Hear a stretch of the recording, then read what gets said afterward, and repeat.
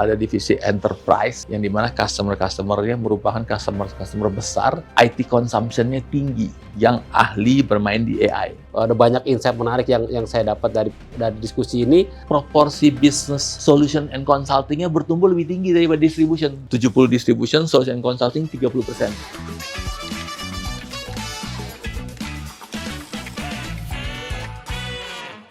Assalamualaikum warahmatullahi wabarakatuh. Salam sejahtera bagi kita semua. Halo rekan Info Komputer, perkenalkan saya Wisnu Nugroho, Managing Editor Info Komputer, media di bawah Grid Network Kompas Gramedia Group. Jadi melalui acara ini kami berharap dapat memberikan insight menarik terhadap implementasi teknologi digital di lingkungan perusahaan yang sehingga dapat membantu Anda di pekerjaan Anda sebagai IT profesional. Nah, untuk sesi Tech Talk kali ini, kami telah mengundang narasumber Pak Susanto Jaya. Beliau adalah Presiden Direktur dari Metrodata Elektronik Tbk.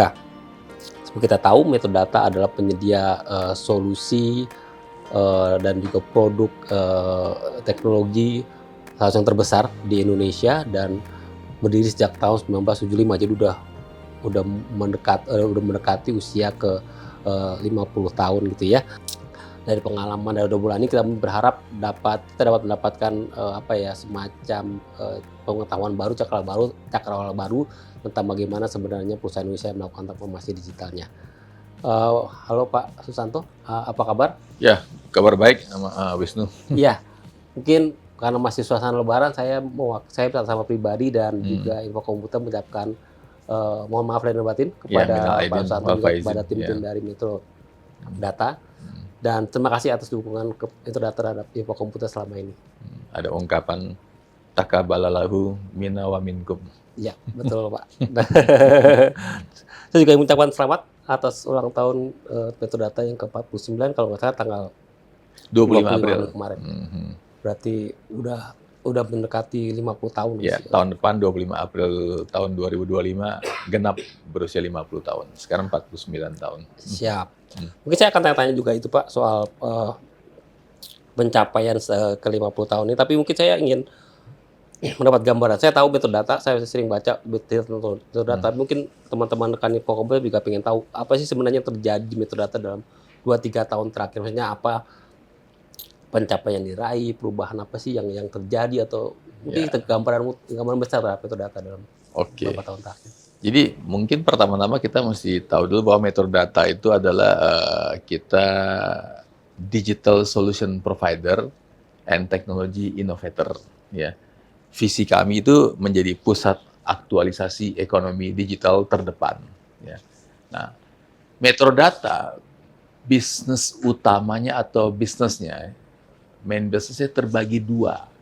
Satu distribution, yang kedua solution and consulting. Nah, umumnya revenue-nya terbagi distribution 75%, solution consulting 25%. Umumnya begitu ya start dari dahulu. Nah, apa itu distribution? Distribution sebenarnya itu kita mendistribute hardware dan software ternama, lebih dari 100 merek, kepada dealer atau channel atau system integrator. Sehingga kita punya 3 divisi tuh di dalam distribution. Ada divisi consumers, mungkin sekitar 50% dari bisnis distribution. Ya. Ada divisi commercial, sekitar 30%. Ada divisi telco, smartphone, mungkin sekitar 15%. Jadi 50-35-15 lah sebenarnya itu. Ya. Sedangkan solution and consulting kita bagi ke 3 divisi juga. Kita ada divisi enterprise yang dimana customer-customernya merupakan customer besar yang IT consumption-nya tinggi. Nah, apa itu yang enterprise? Kita sebenarnya ada 3 industri. Industri pertama itu adalah banking, ya, financial services gitu ya. Yang kedua telecommunication, itu juga konsumsi IT-nya tinggi. Yang ketiga oil and gas, itulah kita kelompokkan namanya enterprise. Yang kedua kita ada divisi yang namanya corporate. Corporate berarti artinya seluruh sektor industri yang di luar 3 itu yang masuk di kelompok corporate. Dari manufacturing, distribution, retail, perkebunan, dan industri, ada yang startup, ada yang e-commerce dan lain-lain, itu termasuk kelompok yang namanya corporate. Nah, kita ada yang satu lagi adalah kelompok namanya public sector. Ya, public sector itu sebenarnya yang kita mengcover BUMN dan government. Ya.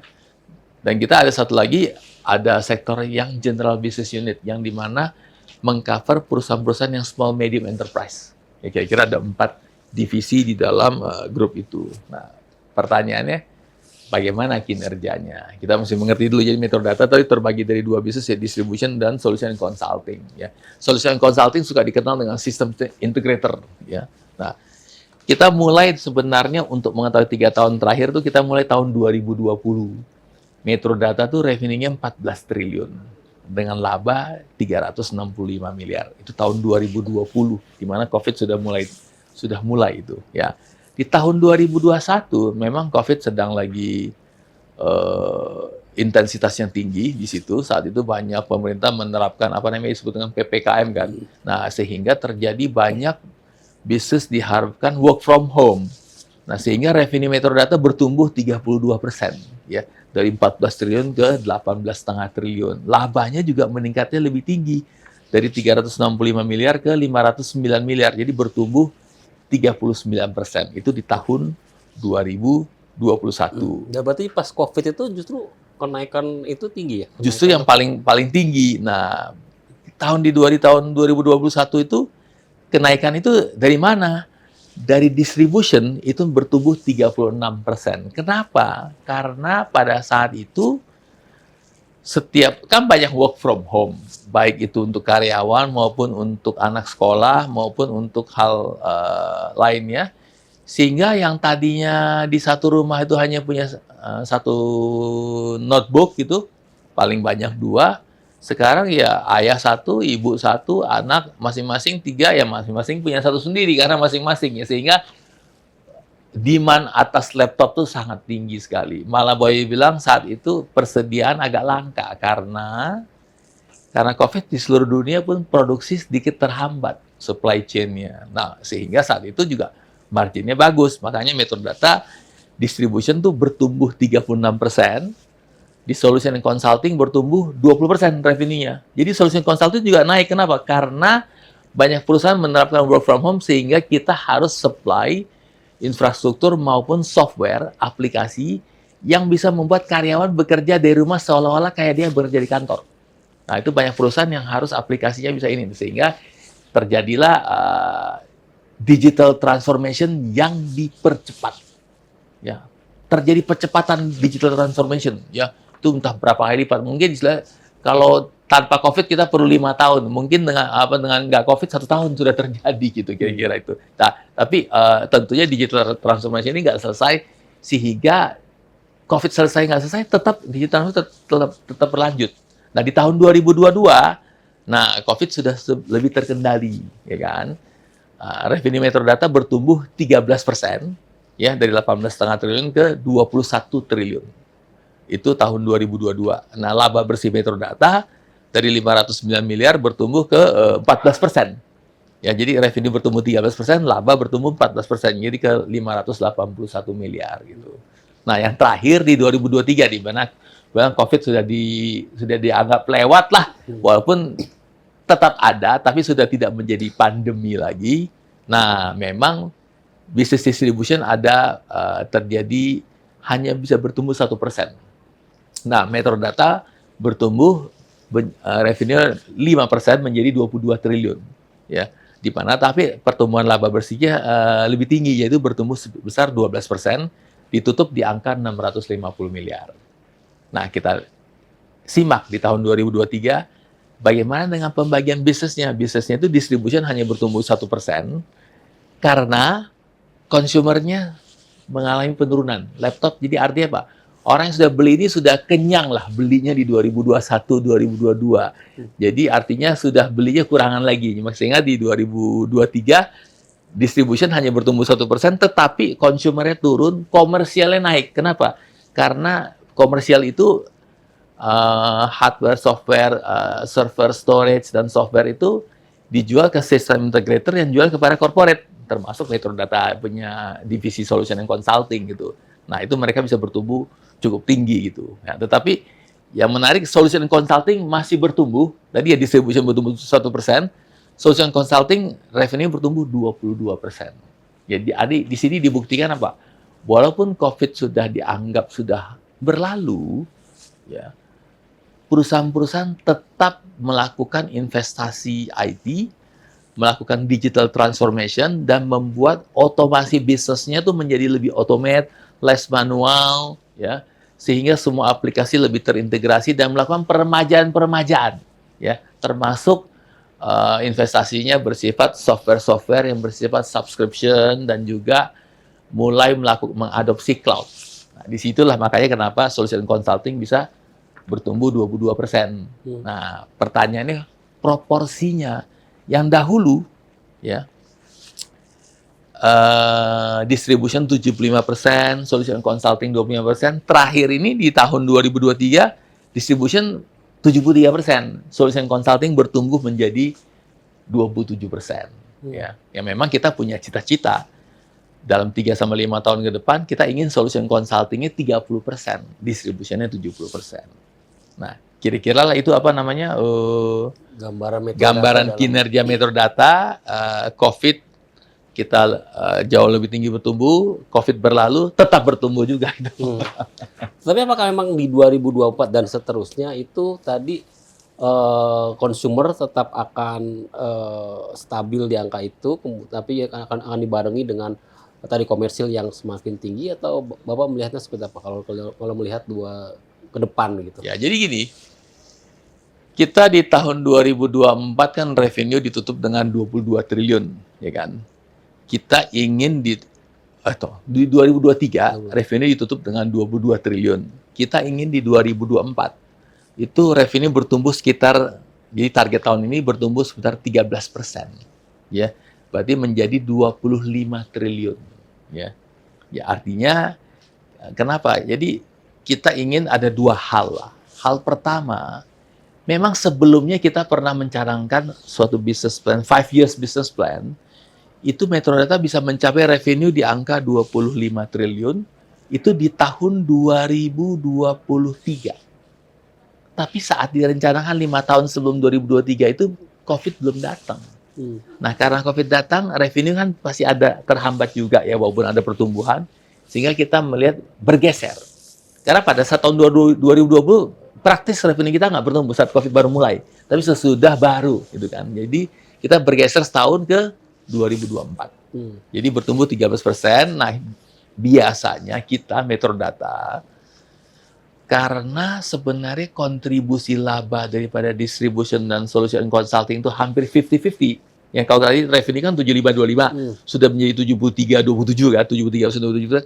Tetapi kontribusi laba 50-50. Nah, khusus tahun 2023 kontribusi laba itu distribution 44%, solution consulting 56%. Nah, kita gambaran kinerja di 2024 itu istilahnya Pak, kita secara adil karena porsi labanya itu 44-56 kan hampir 50-50, kita memberikan target yang sama baik kepada distribution maupun solution consulting sama-sama bertumbuh 13%. Dan dengan demikian bisnis distribution yang tadinya bertumbuh cuma 1% di tahun 2023 harus rebound. Dan kelihatannya terjadi rebound nih. Nah, rebound ini dimotori oleh consumer dan smartphone, telco. Nah, komersial kayaknya mungkin akan terjadi kuartal 3 dan kuartal 4. Karena kuartal 1 ini ada pemilu. Sehingga beberapa bisnis pasti akan pending investasi. Melihat ternyata pilpresnya sudah selesai kan, sudah final. Sehingga kita mulai ini Q2 ini orang mulai melakukan persiapan untuk melakukan investasi peremajaan IT maupun digital transformation di perusahaannya masing-masing gitu kan. Gitu. Oke.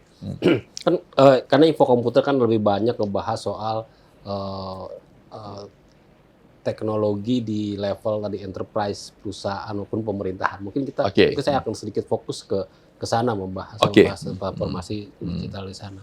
Kalau tadi Bapak menanyakan bahwa semester 1 mungkin karena pemilu dan segala macam akan belanja dari organisasi mungkin akan lebih menurun gitu ya. Yeah. Sekarang pertanyaan saya mungkin berarti di kuartal 2, 3, 4 akan naik dan kira-kira dan kalaupun naik itu kira-kira apa Pak solusi ataupun produk yang mereka konsumsi gitu, apakah produk apa yang mereka beli? Jadi kalau lihat dari tren itu apakah memang masih business application misalnya kayak SAP dan segala macam atau mungkin mereka udah bangun ke cloud security atau security cloud dan segala macam. Apakah ada tren, apakah bisa menggambarkan tren ke sana seperti apa? Tren konsumsi IT dari perusahaan enterprise maupun korporat luar sana. Ya, jadi Metro Data kan juga ingin menumbuhkan bisnis solution consulting lebih cepat sehingga diharapkan proporsinya yang tadi 25%, sekarang sudah naik 27% hingga ke 30%. Nah, kita punya suatu strategi yang sebenarnya strategi ini juga merupakan tren bagi para pebisnis dalam mengkonsumsi IT. Ya, kita namakan 8 pilar digital solution. Ya. Yang pertama itu adalah cloud services. Ya. Nah, itu Metro Data itu mewakili 3 cloud hyperscaler yang terbesar di dunia. Jadi yang pertama ada yang namanya, yang 3 ini ya nggak harus berurutan ya. Ada AWS, ya. Terus ada yang kedua Google Cloud, yang ketiga Microsoft Azure. Nah, dari 3 itu Metro Data mewakili semuanya. Nah, kita ini ternyata beberapa tahun terakhir kita bisa bertumbuh lebih dari 100% per tahun, tetapi sekarang sudah pertumbuhannya sudah lebih stabil, yaitu bertumbuh sekitar 35% kurang lebih itu cloud. Jadi artinya itu salah satu tren cloud services di mana banyak pebisnis itu melakukan migrasi aplikasi-aplikasinya atau infrastrukturnya ke cloud. Ya, baik itu ke cloud kenapa? Karena dianggap itu lebih satu, kalau investasi IT di perusahaan sendiri capex-nya tinggi, perencanaannya lebih panjang. Kalau di cloud itu seperti menyewa, ya kan? Memang ya kalau sewa everything sudah dikelola oleh cloud provider sehingga kok kelihatannya kok sedikit lebih mahal, nggak juga, karena sebenarnya Anda sudah tidak perlu investasi sumber daya manusia terlalu banyak, bukan nggak ada, tetap perlu kan. Nah, itu terjadi migration cloud dan ternyata itu mudah kalau misalkan suatu saat mau menambah kapasitas storage tinggal request, dan itu pay, sebenarnya boleh bilang seolah-olah pay as you use lah, pay as you use gitu. Nah, yang kedua adalah sebenarnya saya tadi kan 8 pilar ya. Pilar yang kedua adalah data dan AI. Jadi ini banyak perusahaan yang sudah istilahnya selain dia sudah punya bisnis aplikasi dan macam-macam, dia juga perlu mengelola big data dan artificial intelligence. Nanti kita cerita sedikit lebih dalam tentang AI ya. Tapi ini yang pilar kedua. Pilar ketiga, nah karena banyak menggunakan cloud, banyak menggunakan IT, banyak work from home, ternyata banyak juga istilahnya perusahaan atau apapun tidak terlepas perlu proteksi, makanya kita perlu namanya cyber security. Kan kita ketahui banyak tuh ada bank-bank diserang juga kan, itu sebenarnya bisa problem datang dari serangan dari eksternal maupun dari mungkin juga kecerobohan internal gitu kan. Nah, itu perlu cyber security. Semakin digital, semakin cyber security dibutuhkan. Nah, itu pilar kita yang ketiga ya. Pilar keempat adalah ada yang cloud, ada yang konvensional, ada yang konservatif, ada yang on-premise. Makanya ada environment-nya ada namanya hybrid IT infrastructure. Itu pilar Metro Data yang keempat. Yang kelima, nah ini adalah business application. Sebenarnya business application dahulu sebelum COVID dan sesudah COVID ini tetap relevan. Banyak orang istilahnya melakukan investasi ERP supaya bisnis prosesnya dari front end sampai back end itu terintegrasi. Nah, kita sebenarnya mewakili daripada SAP, Oracle maupun Microsoft Dynamics, ada juga Salesforce dan lain-lain lah. Itu semua kelompoknya business application gitu kan. Nah, yang keenam ini ada disebut dengan digital business platform, yaitu sebenarnya umumnya kita memberikan layanan ini di sektor banking. Karena dahulu sektor banking itu sebenarnya dia kan memproses bisnisnya itu di core banking. Nah, core banking umumnya itu bersifat sangat protektif, sangat secure, sehingga tidak banyak dilakukan modifikasi atau juga sulit modifikasi. Sehingga mereka perlu middleware untuk menghubungkan front end application, baik internet banking, mobile banking, web banking maupun yang ada di aplikasi-aplikasi lainnya yang bisa diakses, itu bisa semua ini bisa proses untuk berbicara dengan core banking. Nah, itu disebut dengan digital business platform, termasuk sebenarnya di sini adalah membangun aplikasi yang disebut dengan super apps. Nah, super apps ini sebenarnya kan front end application yang akan talk to core banking. Jadi semua transaksi ini kita bicara hari ini, mau top up GoPay, terus kemudian mau belanja e-commerce, terus kemudian mau beli reksadana, tempat-tempatan deposito, transfer, remittance, beli valuta asing, semua bisa dilakukan dengan super apps, termasuk mungkin booking bayar kereta api, beli listrik, beli token, termasuk istilahnya traveling dan segalanya. Jadi aplikasi-aplikasi banking itu juga sekarang sudah menyerupai aplikasi e-commerce lain yang bisa melakukan segala hal di super apps. Nah, itu kita kelompoknya digital business platform. Kita cukup banyak bermain di sini. Yang ke-7 dan ke-8 consulting dan ke-8 adalah managed services. Nah, 8 inilah yang menjadi andalan Metrodata untuk membuat klien-klien Metrodata maupun calon klien-klien itu bisa melakukan digital transformation secara terencana dan terintegrasi gitu. Dan 8 pilar itu berarti 8 pilar itu disusun berdasarkan tren dan juga tantangan yang ada di pasar saat ini. Di pasar saat ini yang kami rasakan masih akan relevan setidaknya 5 sampai 10 tahun ke depan gitu. Oke.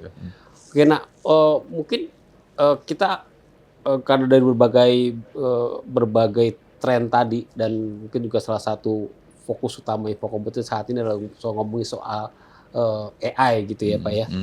Nah, kalau Bapak melihat sendiri, AI ini kan teknologi yang relatif baru lah ya, mungkin dibandingkan teknologi-teknologi mungkin sudah banyak dibicarakan, sudah ada beberapa implementasi, tapi saat ini mungkin banyak perusahaan yang masih memulai journey AI-nya itu masih di awal gitu. Bapak bisa gambar nggak sejauh mana dari pengamatan di lapangan, sejauh mana sebenarnya adopsi AI di perusahaan Indonesia dan mungkin bisa gambarkan sedikit apakah ada tantangan atau tantangan utama apa sih yang harus dihadapi, yang biasa dihadapi perusahaan Indonesia dalam mengadopsi? Ya, sebenarnya kalau kita lihat ya, AI itu ada 3 pengelompokan ya. Awal-awal AI-nya bersifat dengan machine learning, ya kan. Terus kemudian bergerak menjadi ada deep learning, dan terakhir yang ketiga ini adalah Gen AI, generative AI, yang sekarang menjadi populer, yang biasa orang suka ChatGPT dan lain-lain lah gitu. Nah, ChatGPT cukup lumayan lumrah dipergunakan oleh kalangan individual. Di company kan istilahnya tidak mudah di penerapan. Nah, pertanyaannya banyak perusahaan bilang, atau istilahnya bertanya-tanya, sedang mempelajari. Karena AI ini masih sedang dalam proses belajar, sedang adopsinya baru early stage. Malah ada yang belum mengadopsi kan gitu. Nah,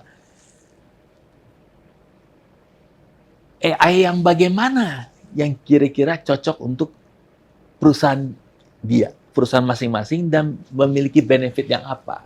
Nah, sehingga Metrodata menyiapkan kita bekerja sama dengan ada 4 vendor yang ahli bermain di AI ya.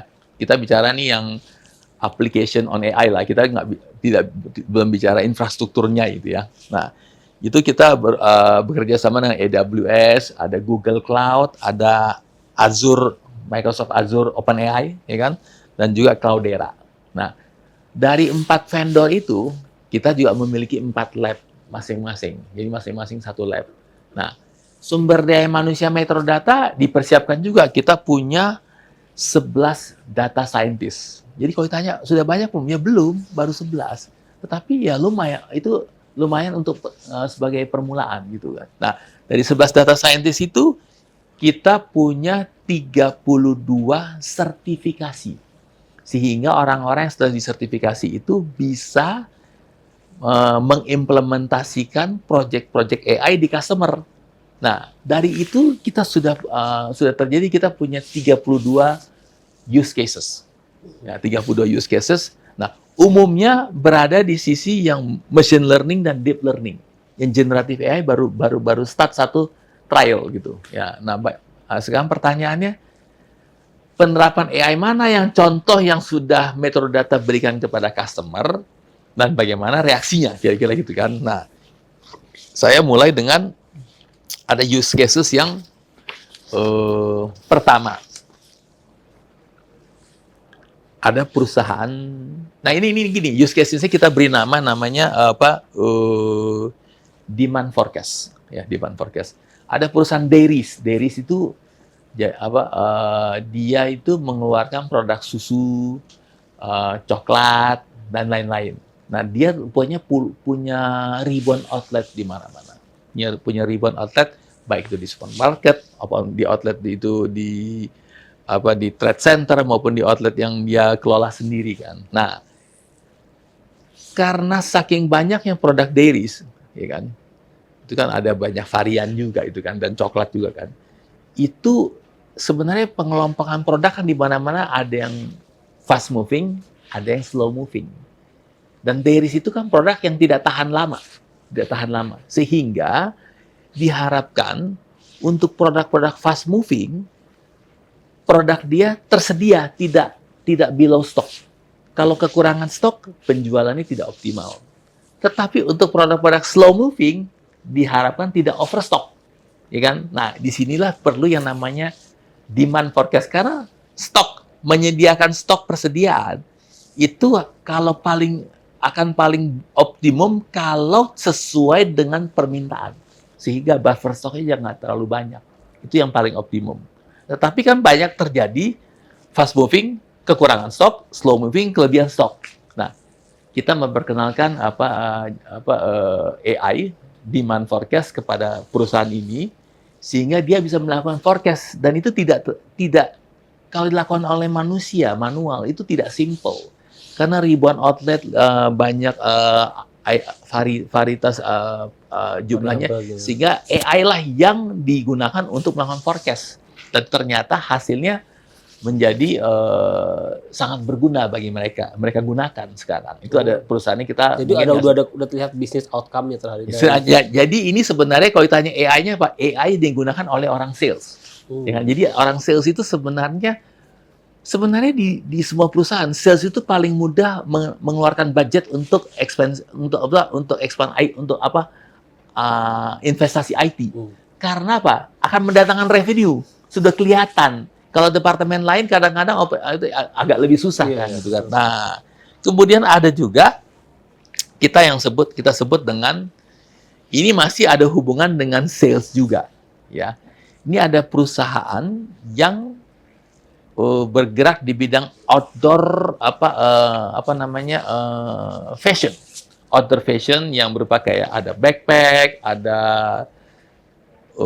aksesoris yang buat traveling outdoor activities ya. Nah, kita beri layanan AI namanya product rolling recommendation.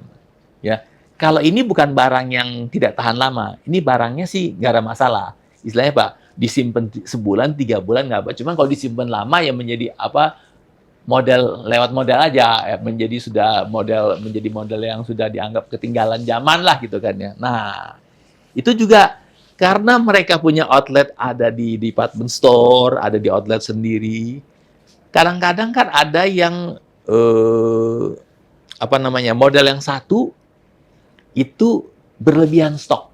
Model yang kedua kekurangan stok. Terus ada di outlet yang A tidak ada stok di outlet B berlebihan. Nah, pertanyaannya, bagaimana supaya ini optimum kan? Kan ada yang banyak juga terjadi, misalnya contoh saya hari ini misalkan di Sogo 1, ada di Sogo 2, ada di Sogo 3 di lokasi yang berbeda. Paling gampang apa? Saya jualan fire sale aja, diskon saja supaya orang datang beli habis kan. Tetapi jangan lupa, kalau Anda berjualan di Sogo Department Store, kalau satu produk Anda sale, di semua Sogo harus sale dengan yang sama. Nah, itu kan bermasalah, itu kan merugikan perusahaan. Sehingga mereka sekarang perlu apa?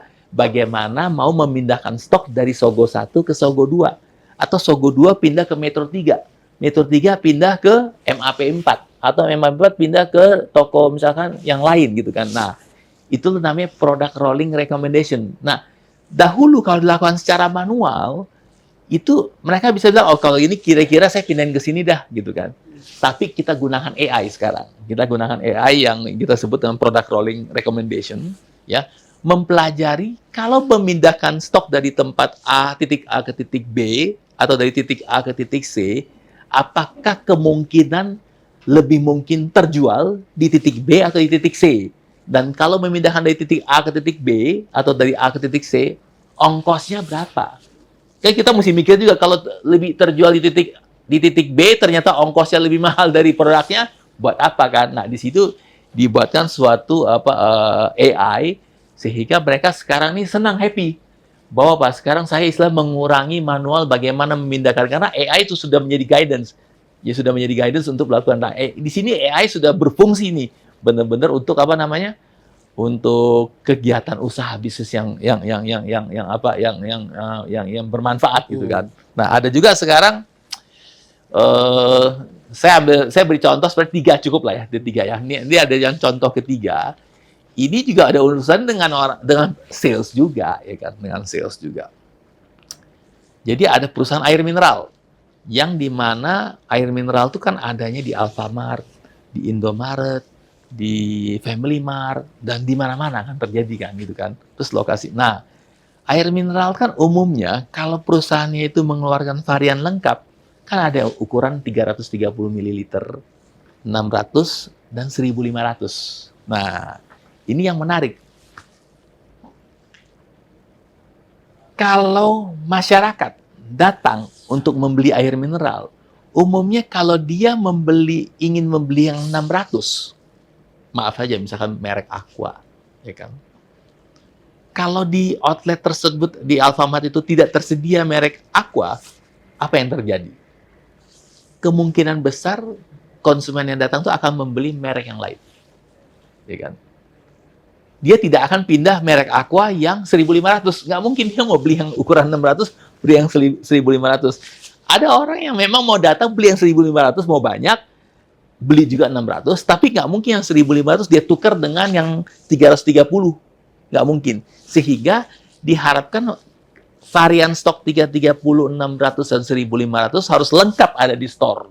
Nah, perusahaan ini menugaskan salesnya untuk keliling di semua outlet sesuai lokasi, segmentasi daerah yang di cover sama aja coverage-nya itu, untuk setiap hari foto.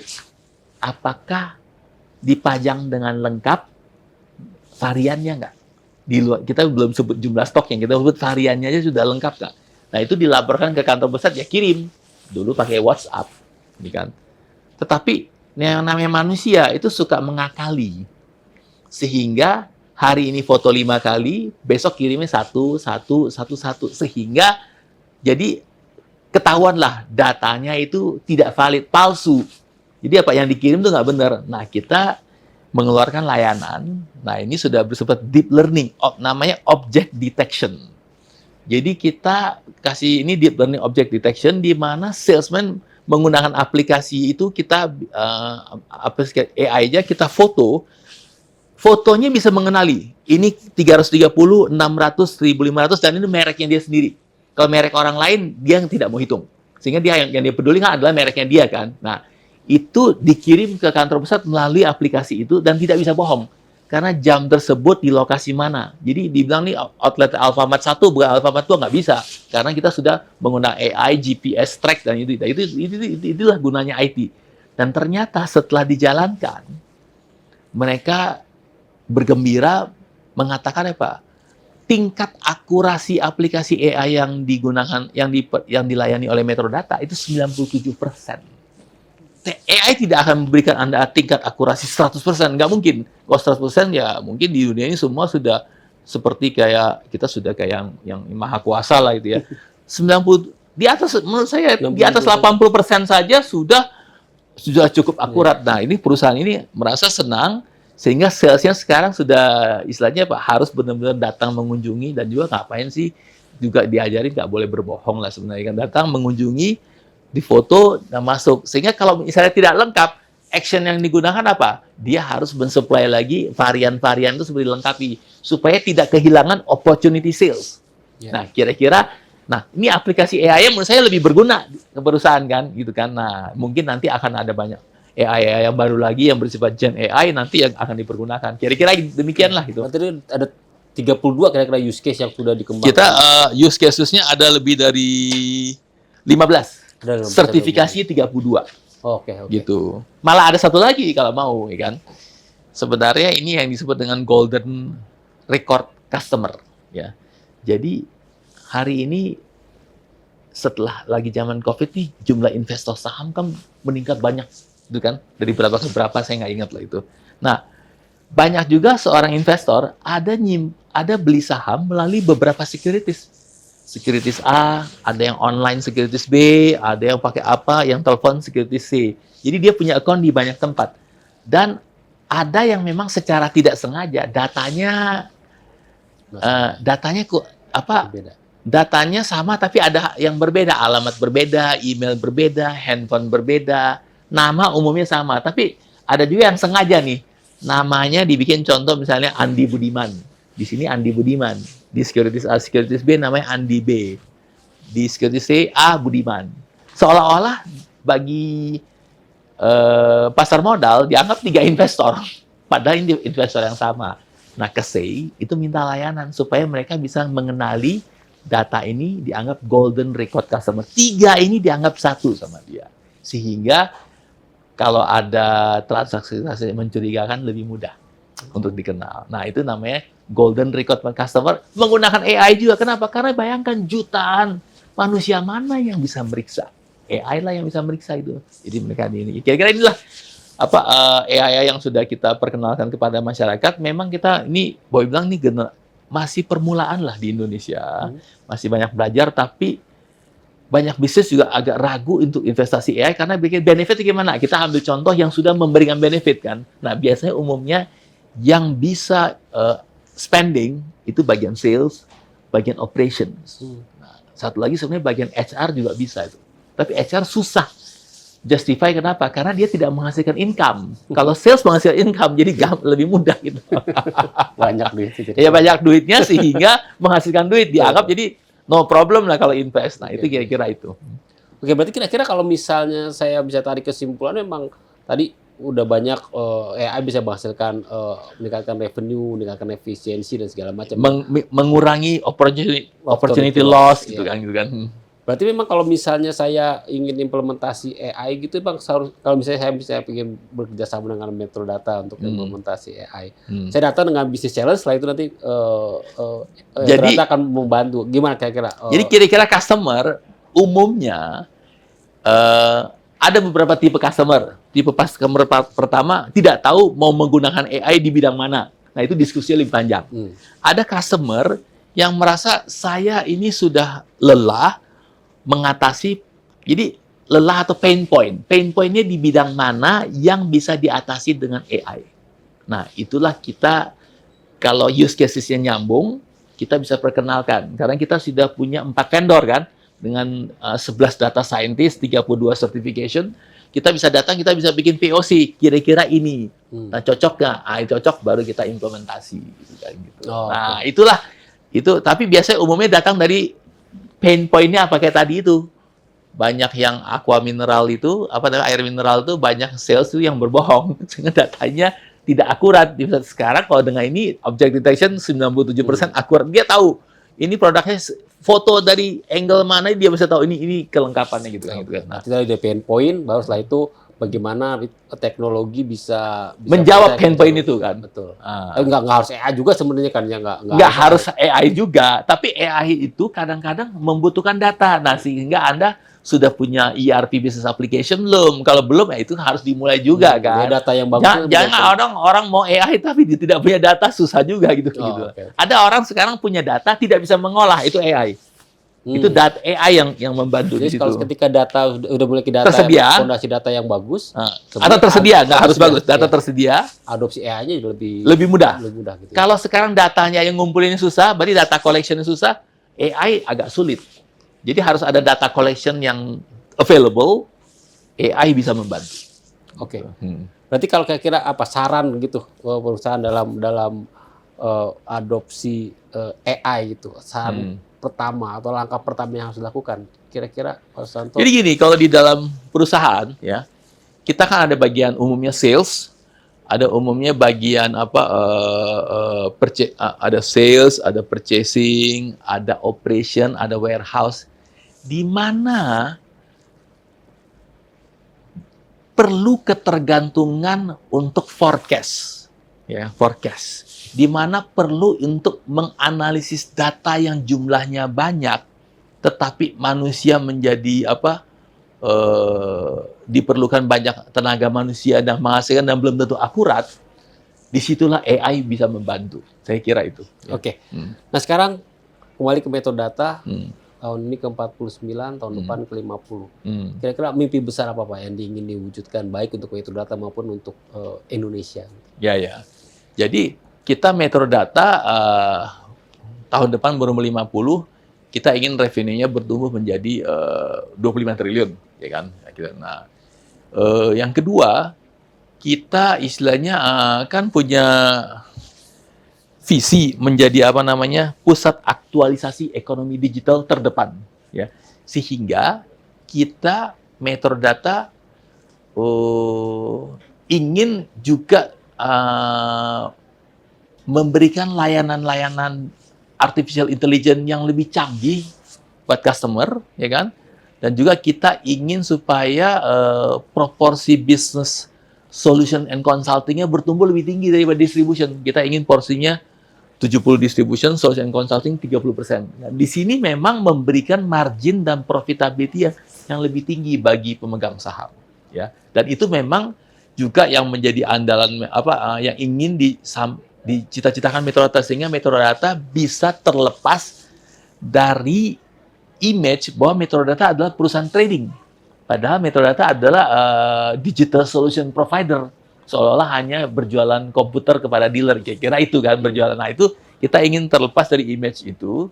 Kita adalah digital solution provider and technology innovator. Karena suka tidak suka, everything is digital. Digital is everything. Ya. Kira-kira gitu. Betul. Dan bagaimana digitalisasi ini akan menjadi tools yang sangat krusial bagi perkembangan Indonesia ke depan. Saya pikir kita harus menjadi negara yang mengadopsi teknologi itu dengan cepat, dengan gegas, dan juga dengan yaitu bisa menyentuh berbagai aspek kehidupan dari masyarakat. Kira-kira betul. Gitu, ya, Terima kasih. Ya.